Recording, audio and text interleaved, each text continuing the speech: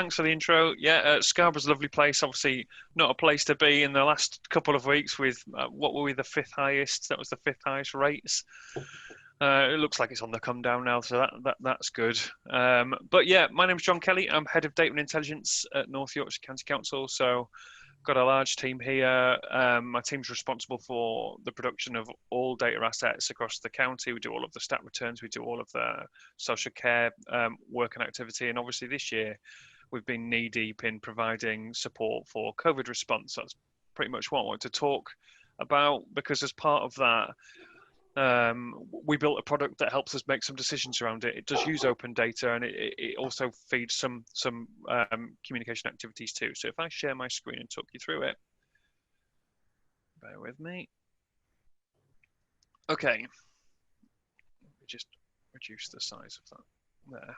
Okay, so what we called this is the Cluster Insight tool. Now, a bit of background on it is we have information that comes from Public Health England. For the purposes of this demo, we've got that's been randomized information. So this isn't necessarily factual, but this process is effectively underpins the epidemic response on a daily basis. Data from this is used by the Director of Public Health and the intelligence teams to understand and predict risky outbreaks. So it helps kind of determine what the response is going to be, and part of the tool helps provide that. So I'll jump straight to the outbreak insight part of this.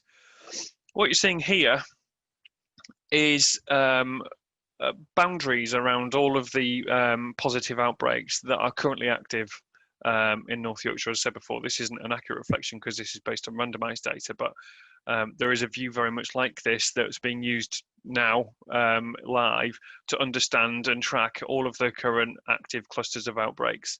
Now, if I have a look through here, you can see what effectively the product does in Power BI is it draws a boundary at this moment in time. It's a 2.5 kilometre boundary around all of those active cases, and it groups those as a cluster.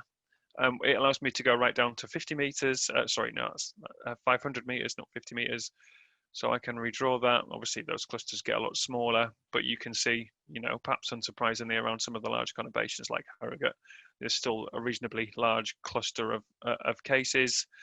But yeah, it does help us spot when a new cluster pops up and track that through. So some of the things that we do with that kind of help us forecast. Well, one of the things that we might be interested in is on any one particular cluster. If I just select one, bear with me. Okay, so this is around Lumby.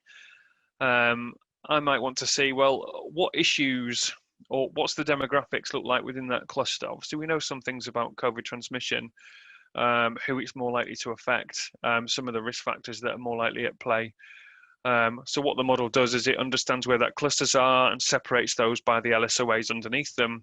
It allows us to do some simple things like what it's showing now. So an age breakdown, gender breakdown, and some IMD information, but also in the live product, not in this test one, we do some additional things. So we talk about digital inclusion prevalence. We talk about engagement with digital channels of messaging, because one of the activities might well be if we have a particular cluster that we're interested in, or perhaps that there's some risk factors in there that make us nervous. What we might want to do is assess that cluster's risk. If that's got a very high age prevalence, maybe some prevalence around very poor health, very poor digital inclusion, what we might find is we go out, we do some door knocking campaigns, we do some leaflet drops, we do some practical face-to-face stuff. If some of those risk markers don't reflect in that particular cluster, then we might perform some different actions, but that information is quite helpful in that. In terms of forecasting, another thing that always works terribly in a live demo, but we'll try it anyway, is the product itself processes that data on a daily basis. So what we're able to see, and what you can see here is in effect every cluster for the past 2 months on a daily basis that's been within that particular area, and I can play through that, and what it effectively does is it draws those boundaries over time as the active cases grow within that particular boundary area. So you can see here, although it's a bit jerky, probably because of my connection, it's drawing those per day and you can see that growth within those particular areas. So that helps from 2 points of view. If someone's fresh coming to identify a cluster that has existed for a while, we can understand how it's gotten to the point where it's at. If it's a new cluster, it does help us understand some of that transmission. Obviously, a big part of transmission at the moment is household, or had been until lockdown.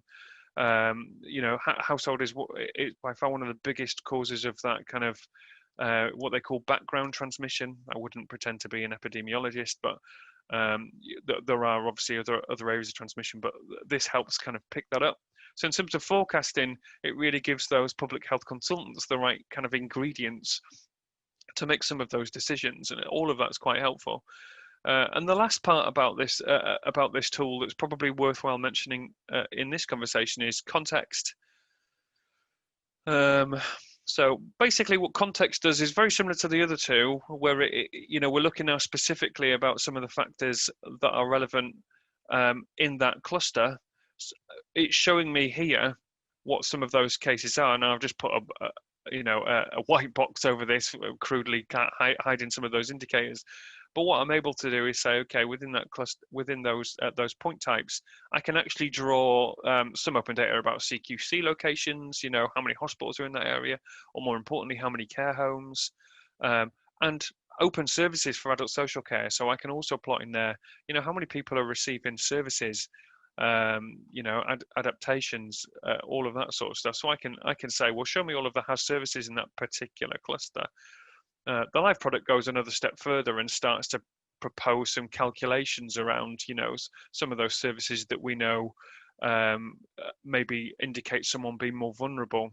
Actually, on that, we've also got the clinically extremely vulnerable list in here. So, the number of clinically extremely vulnerable within a cluster is part of that risk assessment process that we go through. But in terms of that intelligence, it provides those public health consultants a really powerful way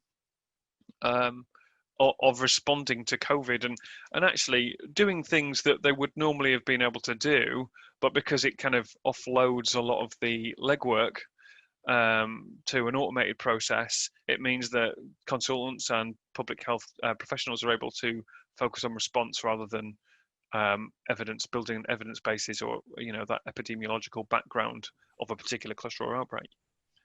So yeah, that's what we've been doing in North Yorkshire around COVID.